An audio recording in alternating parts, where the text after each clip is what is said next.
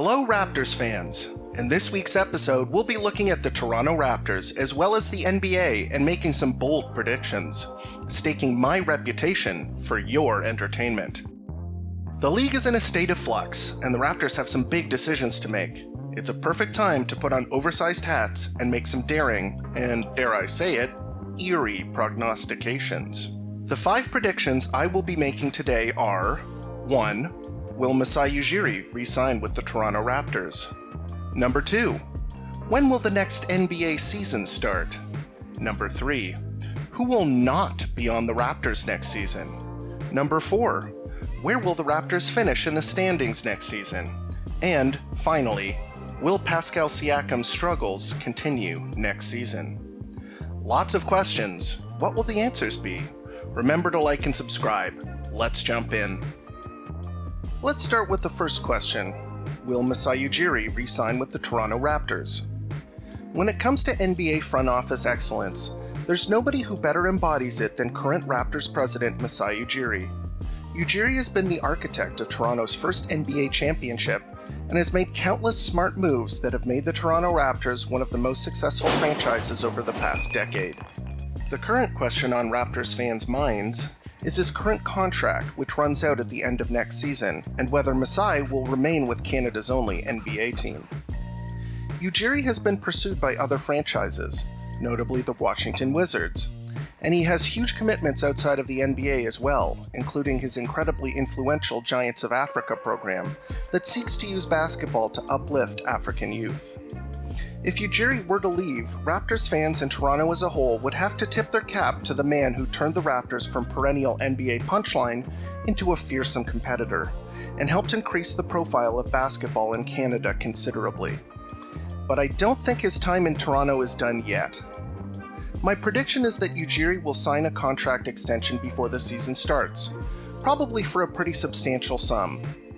With the NBA hemorrhaging money and financial situations around the league up in the air, Ujiri might take the sure thing.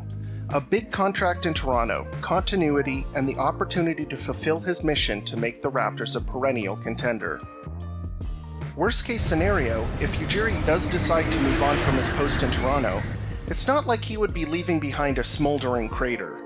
The program and management he put together, notably Nick Nurse and general manager Bobby Webster, would remain 2 of the absolute best in the business.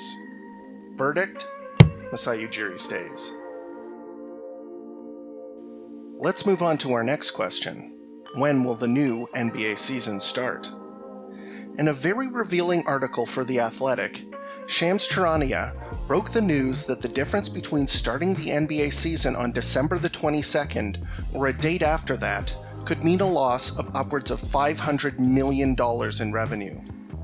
The NBA bubble, while a fantastic success from a logistical standpoint, did not pull in the viewership that the NBA had hoped, meaning that the league should take this as a warning sign and get on their horse to start the season as soon as possible. With that much money purported to be on the table, I expect the NBA PA and the Board of Governors to put aside their differences and put something together in time for a late December restart.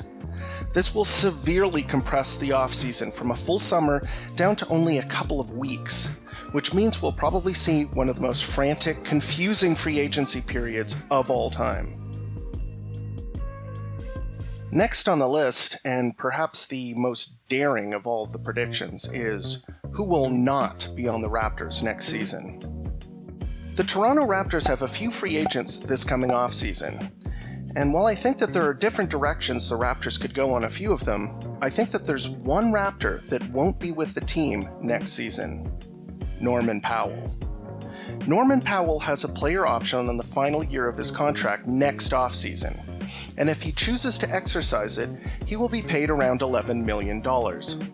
With the cap likely shrinking, and role players possibly earning less money than usual, Norm could very well take that contract option, which would eat into the Raptors' cap space next offseason, a year when most expect them to make a run at the premier free agents slated to be available. If he doesn't pick up his option, the Raptors would have to pay him or lose him for nothing, so it might be time to cash in. Powell has been a productive bench player when he's been healthy, and he's suffered a bit from a minutes crunch, competing with Fred VanVleet for playing time at the shooting guard position. Other GMs might see him as an attractive option to start at shooting guard, like the Atlanta Hawks for instance, who've been looking for a backcourt mate to pair with their star Trae Young. Norm provides three-point shooting, slashing, and decent defense from the shooting guard spot, meaning that he could fit in with a lot of different teams, and thus has value in a potential deal. Number 4 on our list is, what seed will the Raptors finish next season? This is a very tricky thing to predict, especially without knowing what the Raptors roster will look like next season.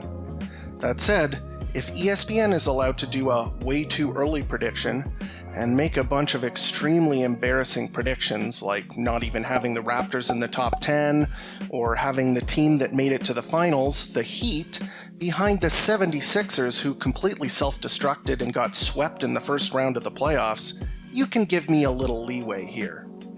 I believe that the Toronto Raptors will finish 3rd in the East.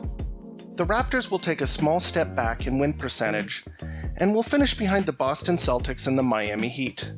My prediction is that the Milwaukee Bucks will have big confidence issues after their awful playoffs, and will struggle way more in the regular season than they did this year, landing them in 4th. And that brings us to the last prophecy that I'll be making today, which is whether the struggles will continue for Pascal Siakam next season. Pascal Siakam had an awful bubble. In fact, the second half of last season was not very good for him.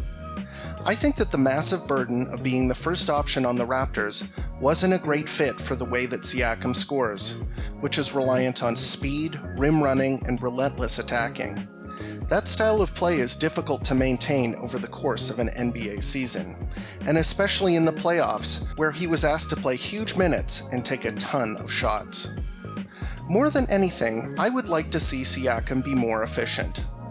Last season, Siakam posted an impressive 23 points per game, 6 more than the season prior when he won the Most Improved Player award. But if you peeked under the hood, you'd notice that Siakam's efficiency went through the floor, going from an incredible 63% true shooting percentage to a league average 55%, almost 10% lower. Boosting Siakam's efficiency, I believe, will require him having to take fewer shots, play off the ball more, and initiate his offensive game closer to the basket. I think the Raptors coaching staff realizes this as well, and I predict that Siakam will work out the kinks and have a more efficient season next year, even if that means scoring fewer points. And those are my 5 NBA predictions for next season. As always, please leave a comment if you agree or disagree with my analysis. I'm always happy to entertain differing opinions. Also, remember to subscribe and follow me on Twitter at Raptors Report for NBA and Raptors content. As always, thank you for tuning into Raptors Report, your source for in-depth Raptors content.